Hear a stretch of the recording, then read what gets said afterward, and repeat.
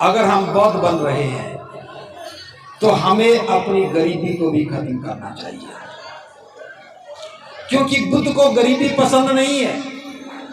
हम गरीब इसलिए नहीं है कि हम कमाते नहीं हैं, हम गरीब इसलिए नहीं है कि हम ज्यादा खाते हैं, हम गरीब इसलिए हैं जो कमाते हैं उससे कई गुना ज्यादा अनावश्यक खर्च कर देते हैं।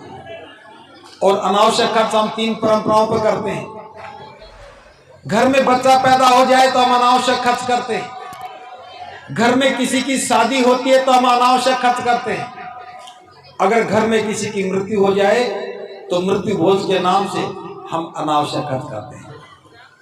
इन तीनों परंपराओं को बदलो। अगर बौद्ध बन गए हो तो शादी बुद्ध विहार में करना शुरू करो, बुद्ध विहार नहीं है तो बाबा साहब के भवन में करो, अगर भवन नहीं है तो सामुदायिक भवन में करो, अगर कुछ भी नहीं है थोड़ा सा टेंट लगा करके बुद्ध और बाबा साहब की प्रतिमा रख करके वहां शादी करो। लेकिन शादी करते हुए कुछ बातों का ध्यान रखना है। ना तो बारात होनी चाहिए, बारात नहीं होगी तो टेंट बैंड भी नहीं होगा, और बैंड नहीं होगा तो टेंट भी नहीं बजना, टेंट भी नहीं होना चाहिए। बैंड, बारात, दावत और टेंट, 4 चीजें हटा दो। दोनों परिवार आए, बुद्ध विहार में आए, शादी करके चले जाए।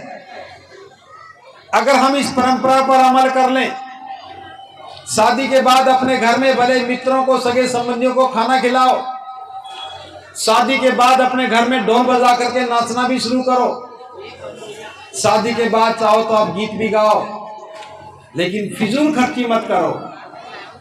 अगर हम सारे समझदार लोग मिल करके शादी की परंपरा को खत्म करके इस ढंग से शादी करने लगे, क्योंकि बाबा साहब ने यही कहा है, विवाह का मतलब है 2 परिवारों की आपसी समझौता होना। एक लड़का पक्ष एक लड़की पक्ष, दोनों की सहमति के बाद समझौता हो गया कि आज के बाद ये दोनों जीवन साथी के रूप में साथ साथ रहेंगे। इतने से काम के लिए आपने हजारों लोग इकट्ठे कर लिए, ये अनावश्यक है। बौद्धों की परंपरा यही है कि बिना बैंड के, बिना टेंट के, बिना दावत के, बिना बारात के शादी करें और दिन के उजाले में शादी करें, कोई रात को शादी ना करे। आप देखेंगे रात को शादी करते तो पीने वाले बहुत हो जाते हैं, रात को शादी करते हैं तो नाचने वाले बहुत हो जाते हैं, और नाचने वाले होते हैं तो हुड़दंग भी होता है, झगड़ा भी होता है। ये सारी चीजों से बचा जा सकता है। दुनिया के सारे ईसाई चर्च में शादी करते हैं, वहां ना बारात जाती है, ना बैंड बजता, ना दावत होती है।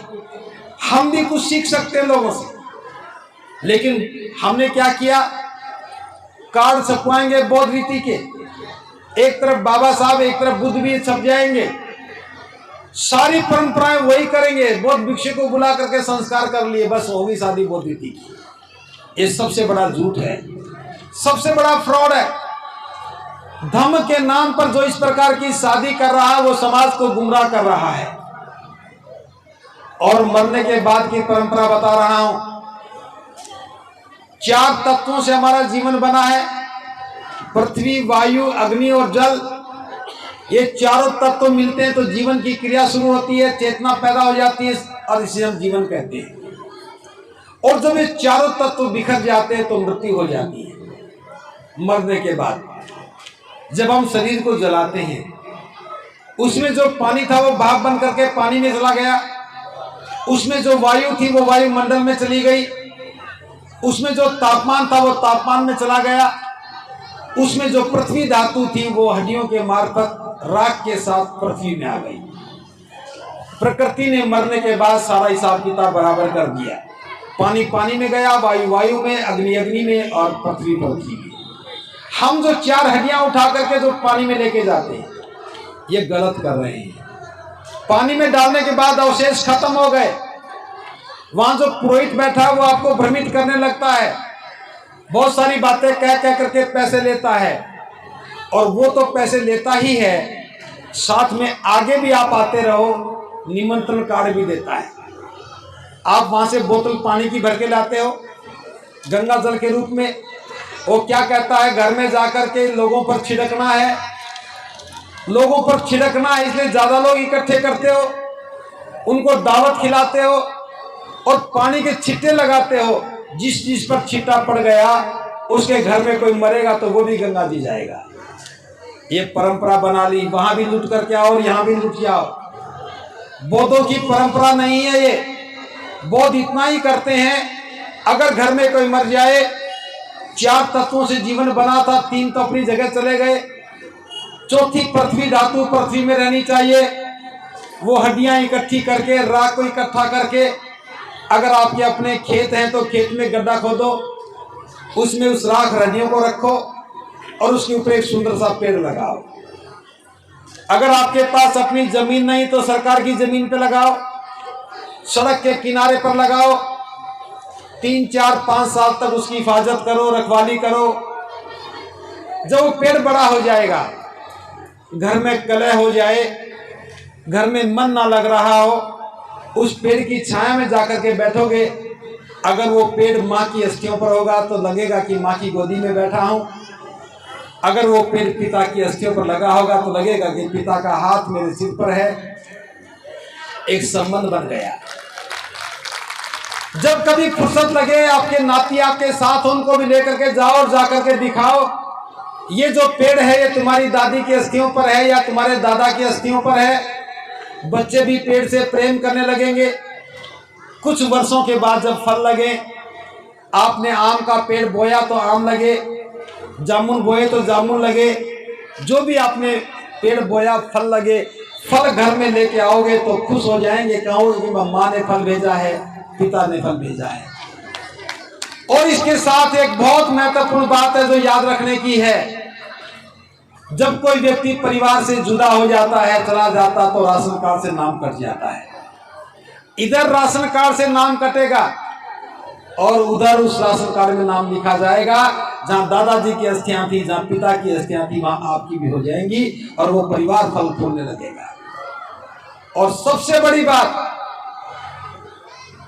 सैकड़ों वर्षों के बाद, हजारों वर्षों के बाद कभी सभ्यताएं नष्ट हो जाएंगी, दोबारा से कोई खुदाई करने लगेगा और खुदाई करते करते देखेगा कि पेड़ की जड़ों में तो अस्थियां हैं, तो वो समझने लगेगा कि ये परंपरा किनकी थी। तो फिर खंगालने लगेगा और पता लगेगा कि यहाँ के बौद्ध अस्थियों को जमीन में रखते हैं, उन पर पेड़ लगाते हैं, तो जरूर ये अस्थियां किसी बौद्ध व्यक्ति की होंगी। और हम जाएंगे तो दुनिया को अपना अवशेष भी दे करके जाएंगे और ये काम इतिहास में अमर हो जाएगा। जो तालियां बजा रहे हैं, गंगा जाना बंद कर दे। ऐसा ही करने लगो। पलवल में जो धम्म भूमि है, वहां 50 पेड़ लग चुके हैं। बहुत से लोगों ने अपने प्रियजनों के नाम के पेड़ वहां लगाए हैं, अस्थियां लेकर के गए, पेड़ लगा के आ गए। कुछ रखवाली वो कर लेते हैं, कुछ हम कर लेते हैं, पेड़ बच जाते हैं।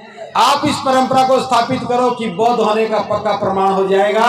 बस बहुत ज्यादा बातें मैं नहीं करना चाहता क्योंकि समय परिस्थितियां अनुकूलित नहीं है। आप सब किसी मकसद से आए हो, समय भी ज्यादा हो रहा है। मैं अपनी बातों को ये विराम दे रहा हूँ इस उम्मीद के साथ जो बातें मैंने कही हैं उसमें से कुछ बातें समझ में आई होंगी। बस इतना ध्यान रखना है, जाति को लेकर के धम्म में मत आना, अज्ञानता को लेकर के धम्म में मत आना, अंधविश्वास को लेकर के धम्म में मत आना, और घूंघट तो बिल्कुल भी घर में नहीं होना चाहिए। ये तो आज ही खत्म हो जाना चाहिए। इसी उम्मीद के साथ कि आज नोएडा में एक नई शुरुआत होगी और इस शुरुआत को करने के लिए मुझे भी अवसर मिला। इन्हीं बातों के लिए आप सबका बहुत बहुत साधुवाद। और विशेष रूप से ज्ञान चर्चा एसोसिएशन जो है, जिन्होंने मुझे आमंत्रण दिया है, इन गांववासियों का भी बहुत बहुत साधुवाद। सबका मंगल हो, सबका मंगल हो, सबका।